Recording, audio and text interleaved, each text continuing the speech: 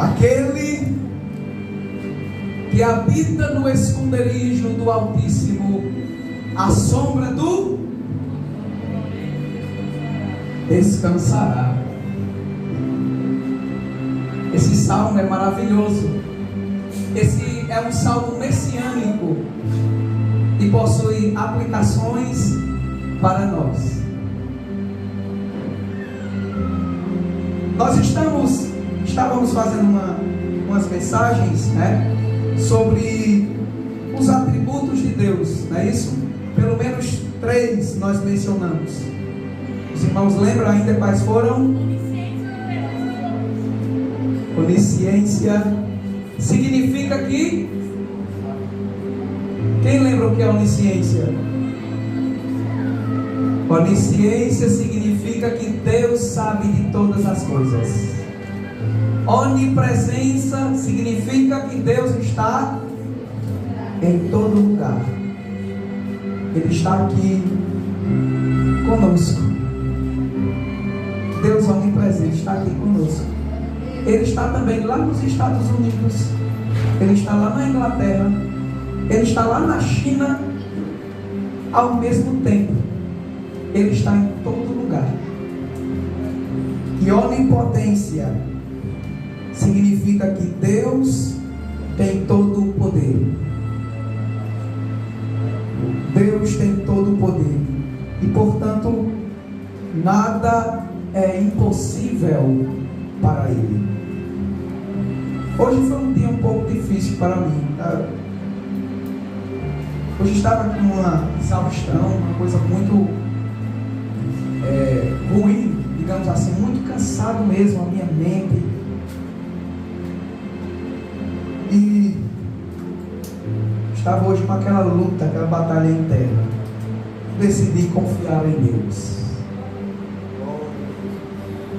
Deus como meu auxílio, como aquele que me guia, como aquele que me guarda, como aquele que me protege, como aquele que provê todas as nossas necessidades. Onipotência significa que Deus tem todo o poder. Todo o poder está nas mãos de Deus. Nós vimos na mensagem passada, aprendemos que o fato de Deus ter todo o poder não significa que Ele usa todo o poder para todas as coisas. Não é. Ele tem poder de sobra. Quando Ele criou o mundo, Ele apenas disse: haja. As coisas foram simplesmente aparecendo. Aquele centurião compreendeu quem Jesus era. Ele é Deus. E o Deus que eu conheço tem todo o poder. Ele disse: eu não preciso que o Senhor vá na minha casa, só preciso o Senhor dar uma palavra e o meu criado vai sarar. É isso, Deus onipotente. Uma só palavra é suficiente para que Ele resolva tudo.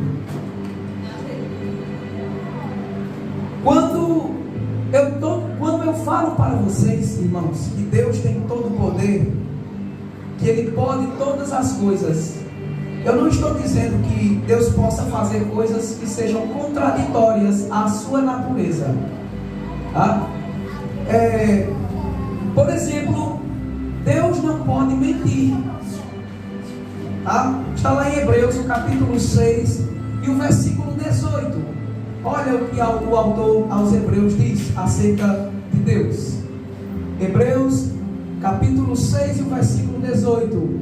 Ele diz: para que por 2 coisas imutáveis, nas quais é impossível que Deus minta. Então, quando eu falo que Deus pode todas as coisas, Ele pode tudo, menos violar o seu caráter, tá? Deus também não pode fazer coisas ilógicas. Ele não faz círculo quadrado. Ele não faz casados e solteiros, tá? São coisas ilógicas. Casado é alguém que tem um companheiro. Então uma pessoa não pode ser casada e solteira ao mesmo tempo que é casado. Isso não existe. Isso é fora de lógica. Deus não pode mentir. Outra coisa que Deus não pode, porque viola o seu caráter, ele não pode ser infiel. 2 Timóteo, o capítulo 2 e o versículo 13. Olha o que está escrito. 2 Timóteo 2,13. Diz: se formos infiéis, ele permanece fiel. Não pode negar-se a si mesmo. Já imaginou se Deus fosse como nós? Quantos momentos, às vezes, de infidelidade está em nós? Hein? Quantas quedas ao longo da semana? Quantas falhas? Quantas vezes não contamos uma mentirinha? Hein? Xingamos, tivemos pensamentos ruins. Quantas vezes fizemos isso? Ah, se Deus fosse como nós, seria terrível. Ah, se Deus fosse como nós, que compramos e não pagamos, que prometemos e não cumprimos. Ah, se Deus fosse como nós.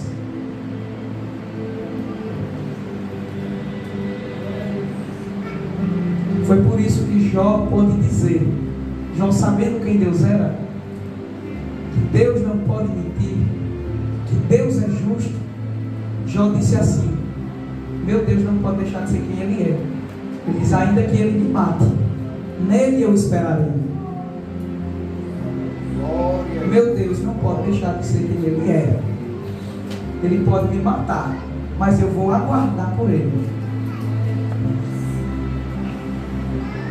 Abraão, quando Deus disse: ó, é Isaac, o filho da promessa. Aí depois Deus disse: Abraão, eu quero teu filho, a vida do teu filho.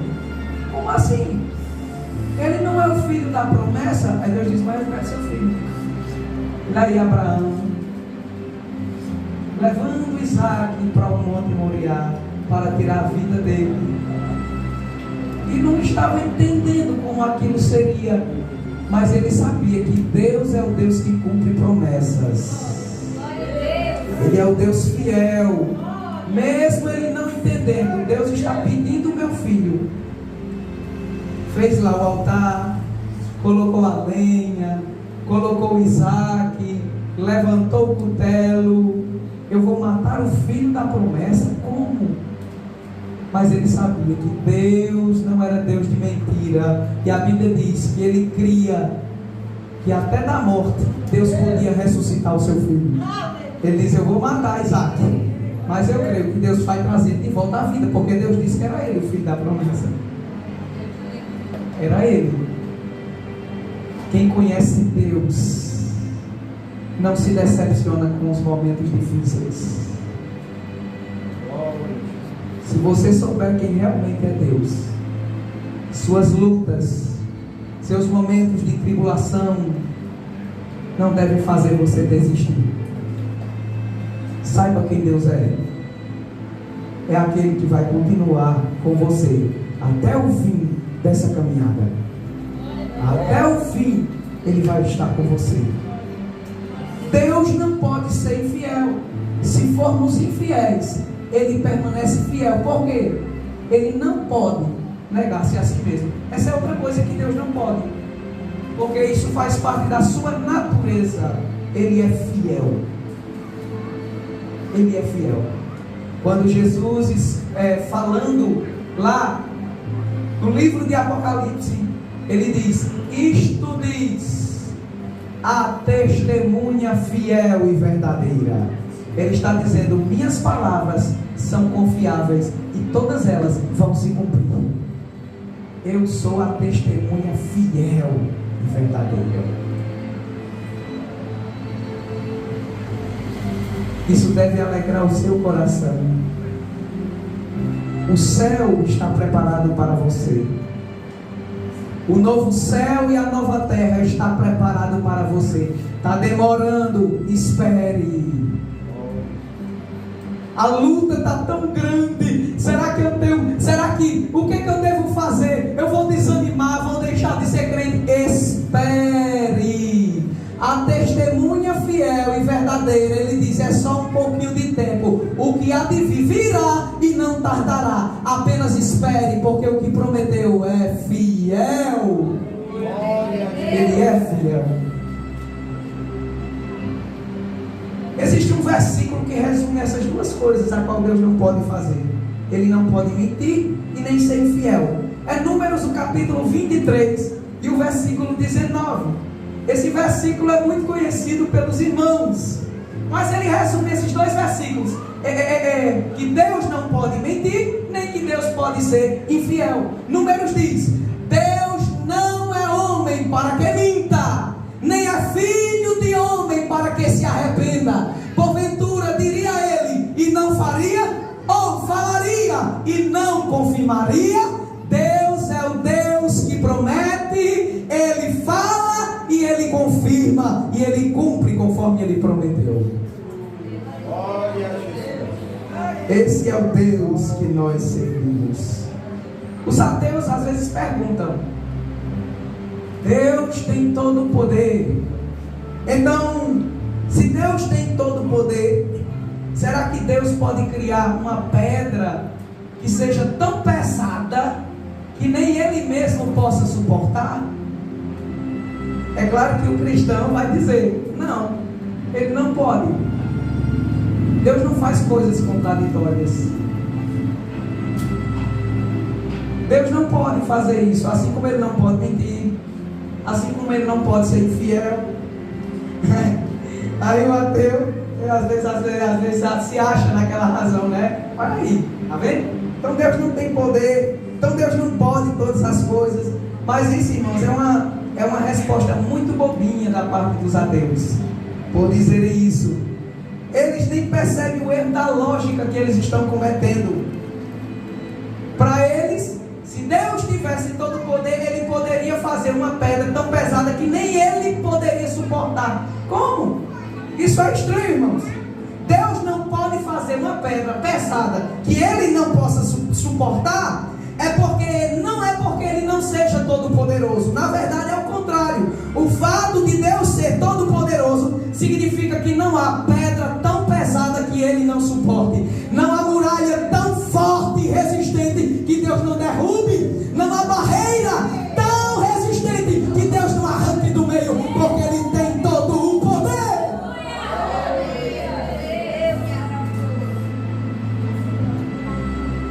Ele tem todo o poder.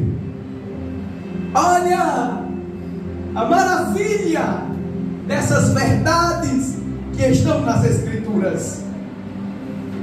Glória a Deus. O fato de Deus ser onipotente, isso significa que Deus, Ele não é como homem que pode ser comprado. Os homens, mesmo poderosos, eles são comprados com dinheiro, eles são comprados pelas composições.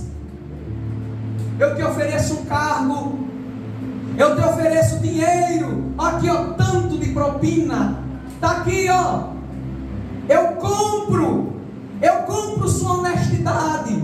Há pessoas que vendem seu caráter, vendem sua honestidade, tudo isso por dinheiro. Mas Deus não pode ser comprado por dinheiro. Ageu capítulo 2 versículo 8. Olha o que o profeta Ageu vai dizer acerca de Deus. Olha só, Deus diz: minha é a prata e meu é o ouro, disse o Senhor dos Exércitos. Ele não pode ser comprado por dinheiro, porque Ele é dono da prata e do ouro. Pelo contrário, 1 Samuel, o capítulo 2 e o versículo 7, olha o que a Bíblia diz acerca do Deus que é dono da prata e do ouro. Olha só, 1 Samuel capítulo 2 versículo 7, em vez de Deus ser comprado pela prata e ouro, Ele não se preocupa com isso. Por quê? O Senhor empobrece e é o Senhor também quem enriquece. É Ele quem abaixa e é Ele quem também exalta. Deus não precisa de ninguém comprando Ele. Ele é dono da prata e do ouro. É Ele quem dá riqueza e é Ele quem empobrece. tudo, porque Ele tem o poder. Deus também não pode ser barganhado pelas nossas posses. O que você tem para oferecer a Deus que já não seja dele? O que você tem para dar a Deus que já não seja dele? O que você tem? A Bíblia diz, porque dele é tudo, até a vida, a respiração é tudo dele. Quando ele disse assim, para o cara mais rico, o mais poderoso que tiver, Deus diz assim: esse dinheiro aí não é teu, empobrece, ele fica pobre. Ele fica pobre. Para o cara mais poderoso, Deus chegar e dizer assim: esse ar que você tem aí é meu, me dê. Ele fica sem fôlego. A vida é minha, me dê de volta. Ele morre. Ele morre. Deus tem todo o poder. Salmos 24. O que você poderia dar a Deus? Terra? Senhor, eu vou dar aqui, ó, essas terras. Isso aqui é para o Senhor, viu? Olha, Senhor, isso aqui. Vamos barganhar com Deus e oferecer nossas posses. Olha, aí Deus diz assim: tu está me oferecendo terra? Salmos 24 diz: do Senhor é a terra e a sua plenitude, o mundo e aqueles que nele habitam são todos dele. Você é dele, seu irmão é dele, sua família é dele. Está tudo nas mãos de Deus. Não há posses, não há nada que você diga eu tenho que não seja de Deus. Jó reconhece isso, que ele não tinha nada. Ele disse: não tem nada que é meu. Ele disse: nu eu saí do ventre da minha mãe, e nu, sem nada, nem roupa no corpo, eu retornarei para lá. Eu não tenho nada meu, é dele. Deus me deu, Deus tomou. Bendito seja o nome do Senhor. Aleluia. Veja o Salmo 50, versículos 10 a 12. Salmos 50, 10 a 12. Olha o que Deus diz, ó. Eu tenho umas cabecinhas de gado, eu tenho algumas aves. Aí Deus diz: porque meu é todo o animal da selva e o gado sobre os milhares de montanhas.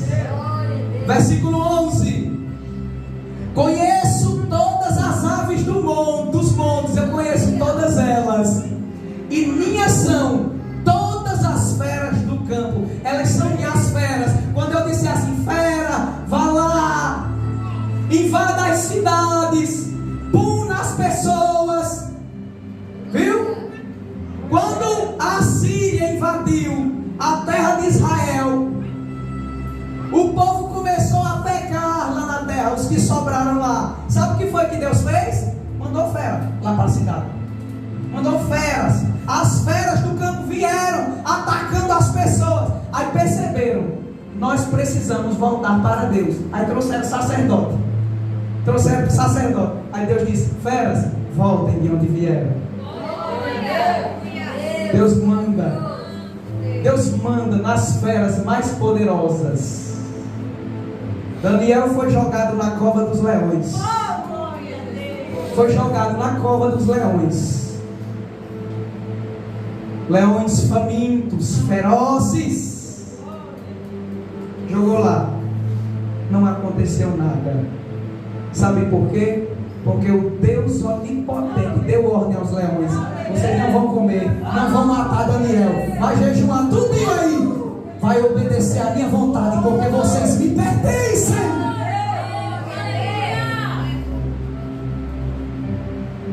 Ó,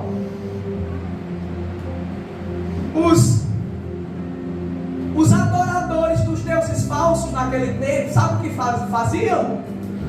Não sei se vocês já viram um livro católico que colocaram como a continuação de Daniel, Bel e o dragão. né? É uma história falsa, mas expressava a cultura e as crenças daquela época. Sabe o que era?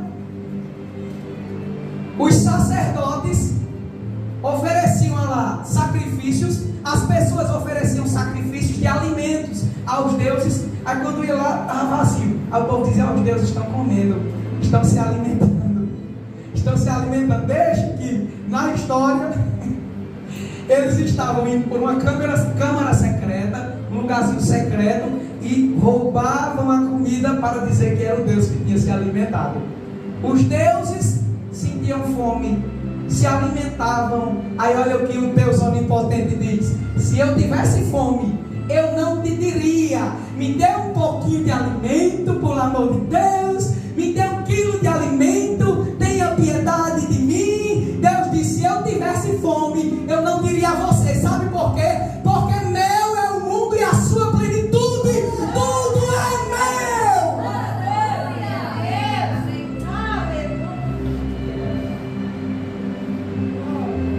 Glória a Deus. Deus ser onipotente significa que Ele é a autoridade suprema sobre todas as coisas. Veja, por exemplo, eu acho que é o Salmo 2. Salmo 2.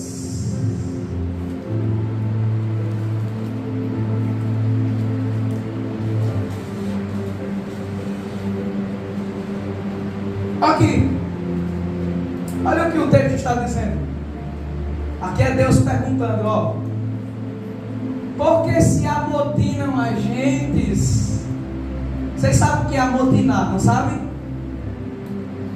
Criar um motim, se rebelar, tem uma autoridade, está as coisas tudo direitinho. Lembra aquele período que as pessoas tinham lá o capitão do navio, né? E as pessoas faziam um motim para tomar o barco. Era isso que as pessoas diziam. Aí Deus perguntando: por que as nações, as gentes, se amotinam, estão se rebelando contra Deus? Hein? E os povos, por que eles imaginam coisas vãs, tolices? Por que eles estão pensando em besteira como essa? Vamos nos rebelar contra Deus. Deus não manda na gente. Não é o que o mundo faz, irmãos. Zombam de Deus no carnaval, dizem palavras blasfemas contra Deus, dizem tanta coisa contra Deus. As pessoas querendo se amotinar, querendo viver uma vida como se não fosse prestar conta a Deus. Aí Deus diz: por que o povo está se amotinando e pensando em coisas tão tolas como essa? Se revoltar, se rebelar contra Deus é uma tolice. Quem pode enfrentar um Deus onipotente, irmãos? Aí olha o próximo versículo: os reis da terra se levantam, criando motim, e os príncipes, os governantes, os governos consultam juntamente contra o Senhor. Estão se juntando, se aconselhando: ei, vamos fazer um motim, vamos contra Deus, bora. Os príncipes, os reis, os governos, tudo isso contra o Senhor e contra o seu ungido, Jesus Cristo.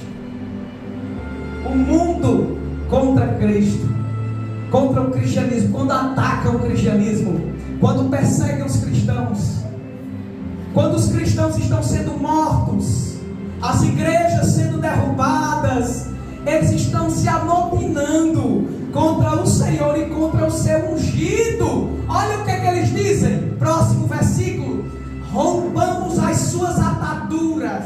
Vamos acabar com esse negócio de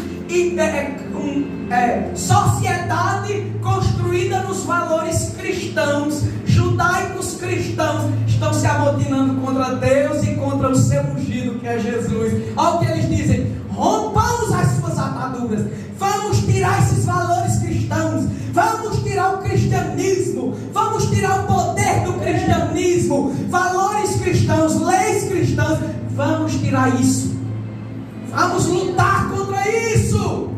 Sacudamos de nós as suas cordas, dizendo assim: quando alguém está amarrado, significa que ele está dominado. Vamos tirar as cordas de Deus sobre nós, vamos tirar o domínio de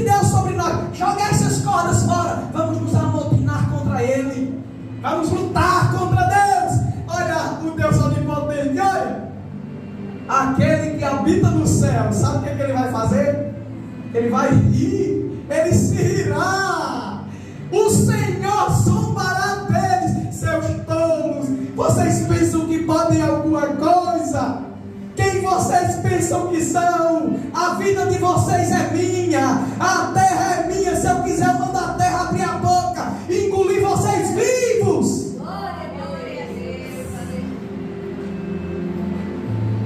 O Deus onipotente não tem medo do motim humano. Não tem medo. Significa que Deus é a autoridade suprema. Não tem autoridades governantes que possa se levantar contra Deus e achar que pode fazer alguma coisa. Deuteronômio capítulo 4 e o versículo 39. Olha que coisa linda que a Bíblia tem a dizer sobre Deus. Olha só. Por isso hoje tu saberás e refletirás no teu coração que só o Senhor é Deus em cima no céu e embaixo na terra, nenhum outro há. Ele é a autoridade suprema. Deus não tem medo desses que se levantam, dos governantes, das leis estabelecidas por eles contra o cristianismo, contra os valores cristãos, contra a igreja. Deus não tem medo disso não, irmãos. Em Daniel capítulo 2 e o versículo 21, Deus não tem medo de príncipes, não tem medo de prefeitos, não tem medo de juízes. Deus não tem medo de presidentes, de reis, de ditadores. Ele é a autoridade suprema sobre todos eles. Em Daniel capítulo 2, versículo 21, olha aqui o que aconteceu, o que a Bíblia diz.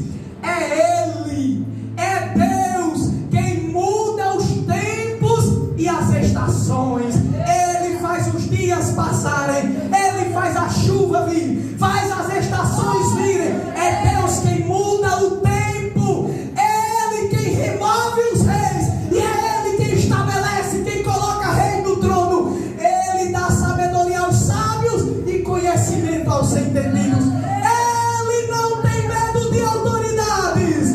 Não tema os homens poderosos, mas poderoso é o Deus onipotente, que é Rei dos reis e Senhor dos senhores, e está com você.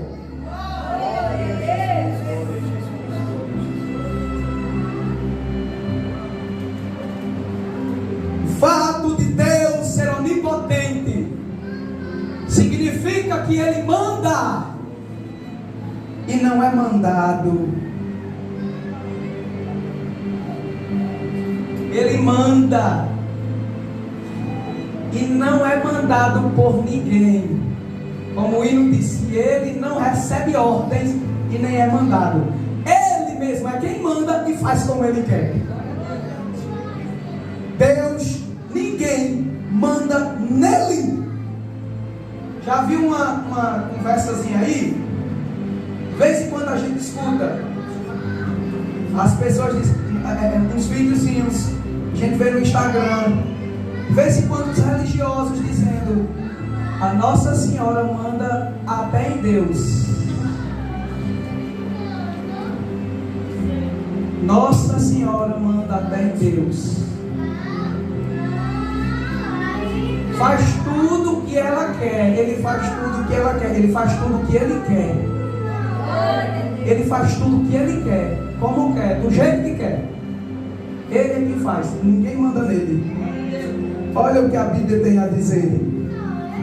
Isaías capítulo 14, o versículo 27. Deus manda e não é mandado.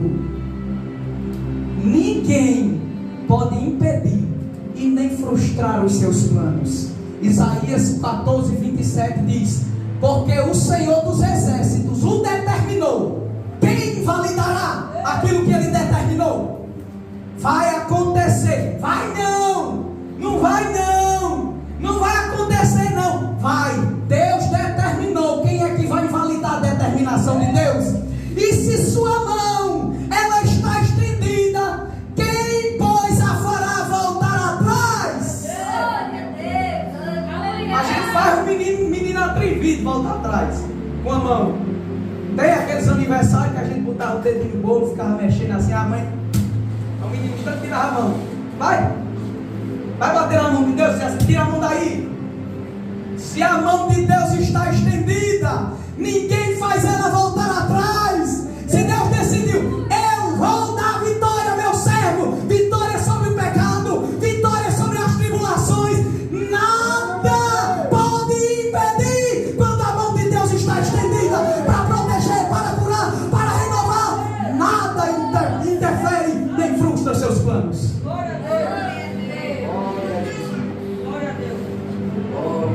Isaías 43:13. Olha aqui.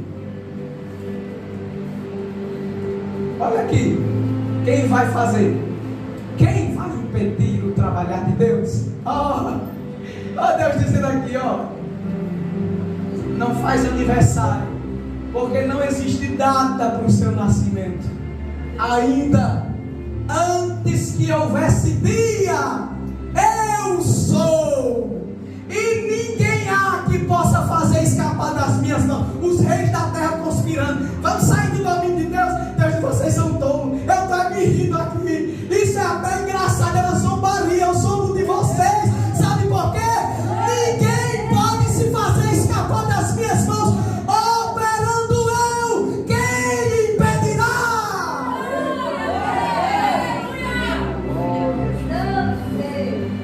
Ninguém frustra os planos de Deus.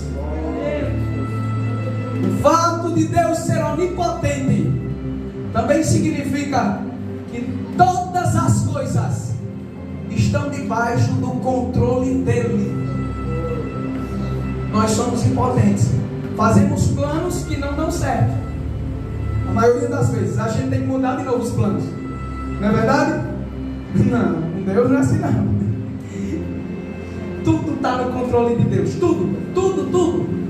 Mateus, o capítulo 10 e o versículo 29.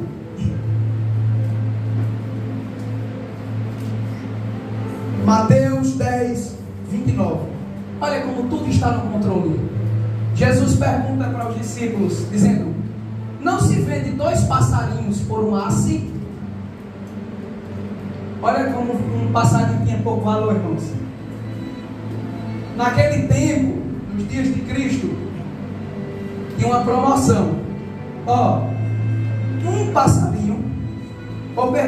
Uma moedinha, com uma moedinha, você conseguia comprar 2 passarinhos, de tão pouco valioso que eles eram. E é isso que Jesus quer dizer. Passarinho tem tão pouco valor que uma moeda compra 2. E ainda tinha uma promoção, viu? Com 2 moedas, você levava 5, ainda ganhava 1 de brinde. Com 2, era para comprar 4, mas ainda ganhava 1 de brinde. De tão pouco valioso que um passarinho era naquela época, tá? Aí diz: não se vende 2 passarinhos por um asse. E Jesus diz: mesmo passarinhos sem valor, eles estão no controle de Deus. Nenhum deles cai na terra sem a vontade de vosso Pai. Deus está no controle de tudo.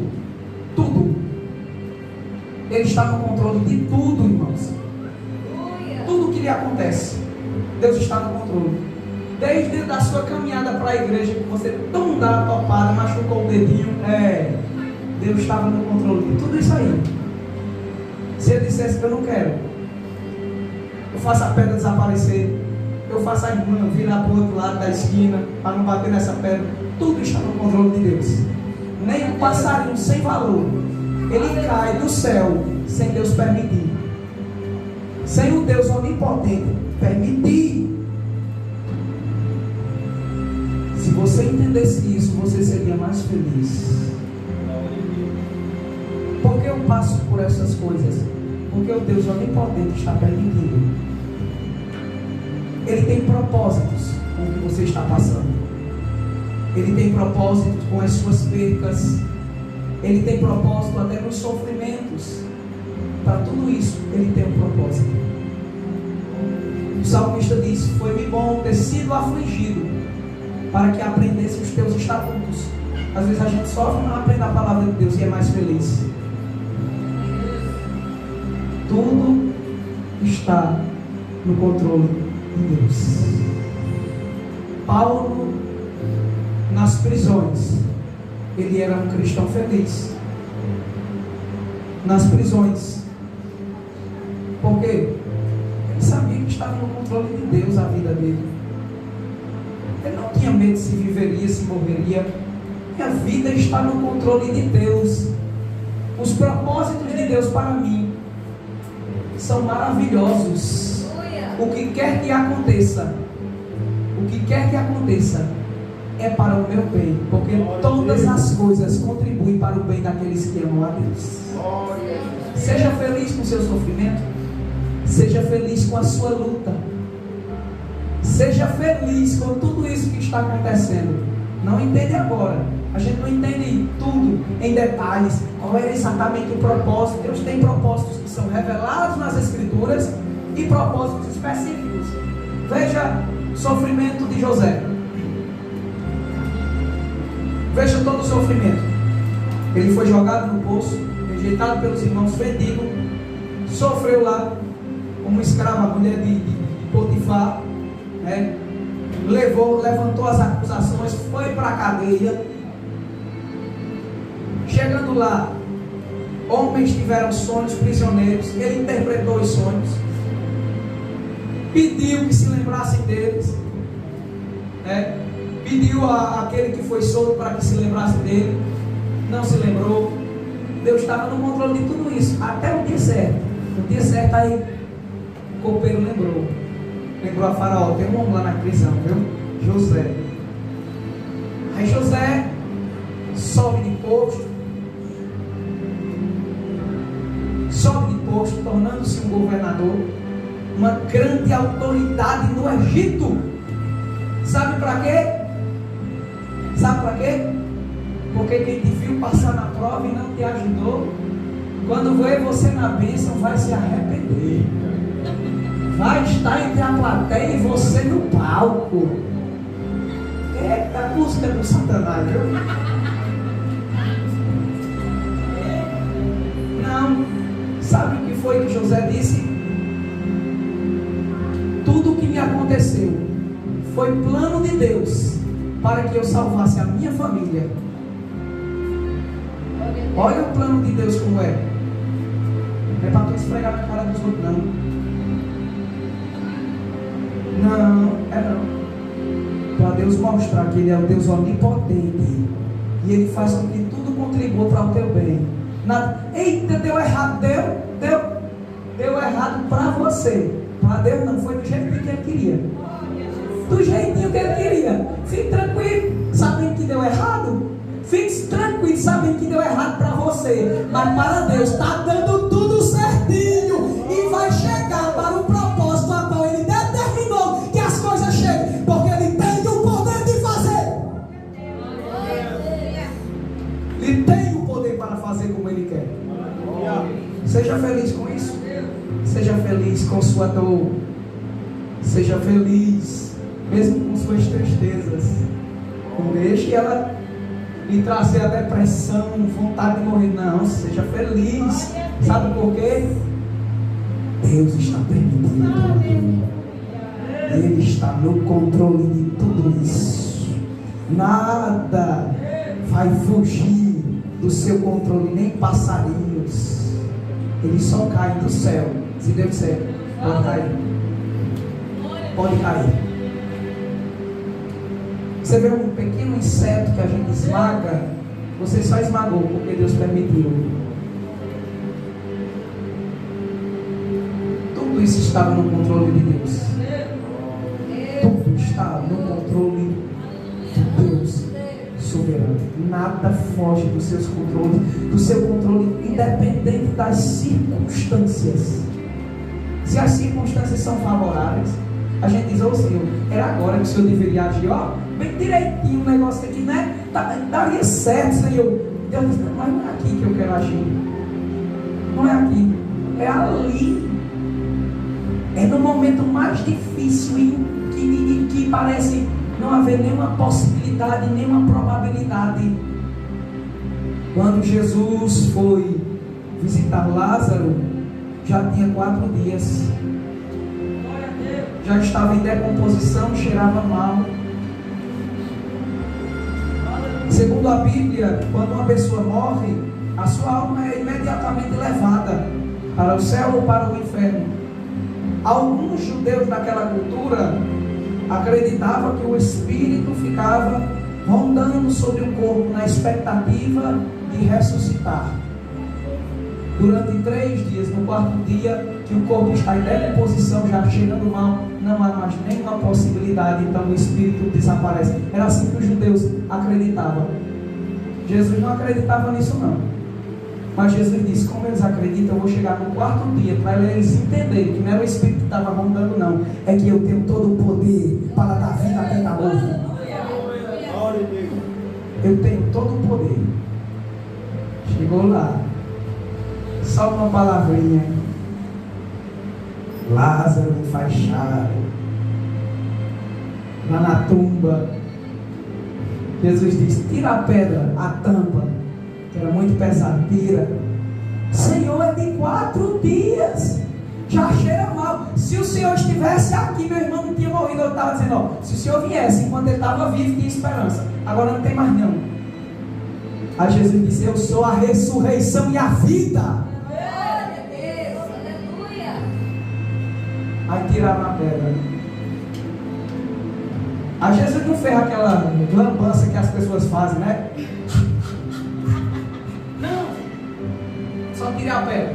Jesus ficou, ó, Lázaro, vem para fora. Aí lá viu Lázaro todo enfaixado. Todo enfaixado.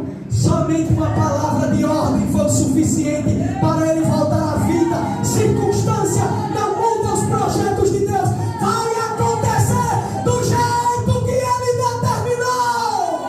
O Deus onipotente tem poder para fazer como e quando ele quer. Se alegre com Deus onipotente, apesar das suas dificuldades. Nada frustra os planos de Deus. Não são essas circunstâncias que te parecem desfavoráveis que vai mudar alguma coisa. Se a vontade dele for que dê certo, vai dar certo. Se ele não quer